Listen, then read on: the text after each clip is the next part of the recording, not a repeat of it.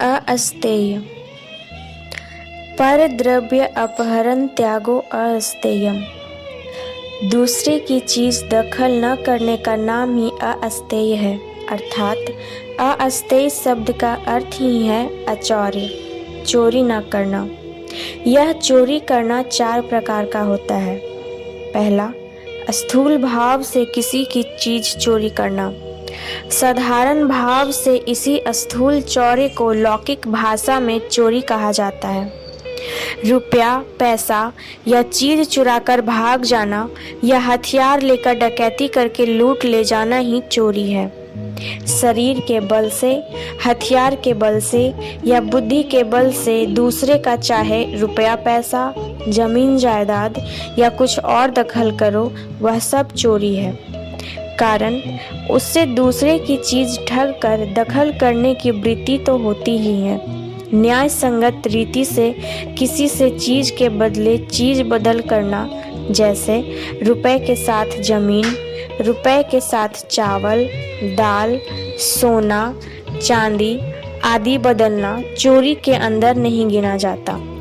दूसरा, चोरी का दूसरा भेद यह है कि तुमने स्थूल भाव से तो किसी की कोई चीज नहीं ली, किसी की जमीन जायदाद आदि नहीं हथिया ली, किंतु मन ही मन वैसा करने का विचार किया, तब वह भी चोरी ही समझी जाएगी। क्योंकि पुलिस के डर से या बदनामी के डर से तुमने यहाँ स्थूल भाव से चोरी तो नहीं की, परंतु तुम्हारे भीतर के मनुष्य ने तो चोरी की ही है। तीसरा, संभव है तुम किसी की चीज नहीं चुराते, किंतु यदि दूसरे को जो उचित रीति से मिलना चाहिए, जो उसका उचित पावना है, उससे उसको वंचित करते हो तो उसकी हानि के कारण तुम हुए, यह भी चोरी है। चौथा, यदि किसी को न्यायोचित पावना से तुम वंचित करते हो, नहीं भी करते हो, पर मन ही मन वैसा करने की कोशिश करते हो, तो वह भी चोरी है।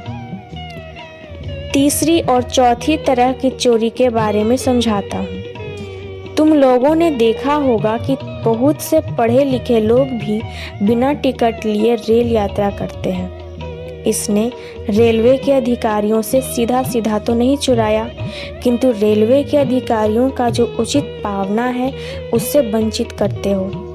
जरा विचार कर देखने से मालूम होगा कि रेलवे के अधिकारियों का यात्रियों से संबंध लेन देन की तरह ही है, और इसलिए बिना टिकट की यात्रा करना तीसरी और चौथी तरह की चोरी है। जो गाड़ी पर चढ़ते हैं वे रेलवे अधिकारियों से सेवा लेते हैं।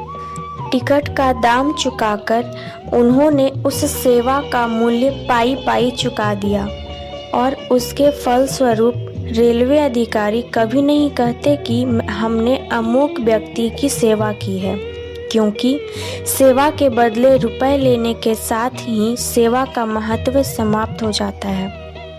रेलवे के अधिकारियों ने जब मुफ्त सेवा के लिए लाइन नहीं बिछाई, तब उन्हें टिकट के पैसे न देना चोरी है। विचार कर देखो, 20-25 रुपयों के लिए जो लोग इस तरह की चोरी करते हैं, वे भी क्या भद्र कहे जा सकते हैं? इसी तरह के लोग खूब लंबी चौड़ी बातें किया करते हैं तथा बात बात में नेताओं की आलोचना करते हैं। कौन कितना बड़ा चोर है, कौन कितना बड़ा घूसखोर है, कौन कितना बड़ा सज्जन पुरुष है आदि। उनको यदि इतना दोष दिखा दिया जाए तो वे कहेंगे कि अरे भाई, इतना नीतिवादी होने से दुनिया में चलना ही मुश्किल हो जाएगा। जो अधिकारी हम लोगों के साथ इस तरह का व्यवहार करते हैं, उनके साथ ऐसा व्यवहार करना ही ठीक है, अर्थात चोरी करना ही ठीक है। धर्म प्रचारक या सन्यासी मुक्ति का संदेश लेकर तथा राजनीतिज्ञ नेतागण देश का उद्धार करने का सत उद्देश्य लेकर बिना टिकट यात्रा करते हैं। ऐसे दृश्य को तुम लोग हर रोज देखते हो। आयकर या बहुत तरह के कर देने में फांकी के लिए सरकारी कर्मचारियों को घूस देना या निम्न श्रेणी में यात्रा कर अधिकारियों से ऊंची श्रेणी का राह खर्च अदा कर लेना, यह सब अधिकारियों का ठगना छोड़ और कुछ नहीं है। इसलिए यह चोरी तो है, छिछोरापन भी है।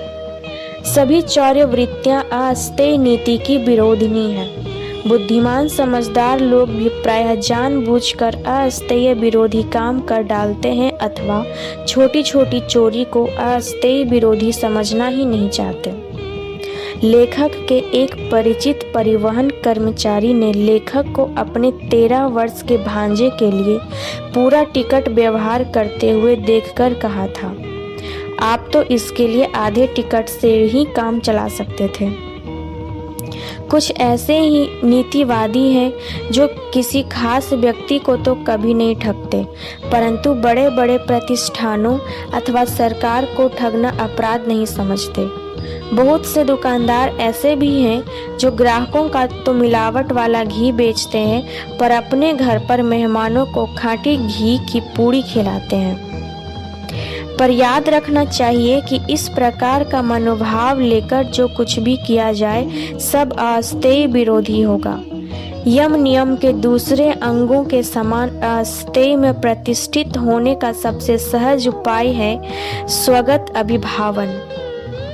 यदि मनुष्य बचपन से ही इन नीतियों को मन ही मन याद करता रहे, अर्थात मन को समझाता रहे, तो देखा जाएगा कि बड़ा होने पर भी प्रलोभनों के बीच रहकर भी वह अपने विचार और चरित्र का उन्नत स्तर ठीक रख सकेगा।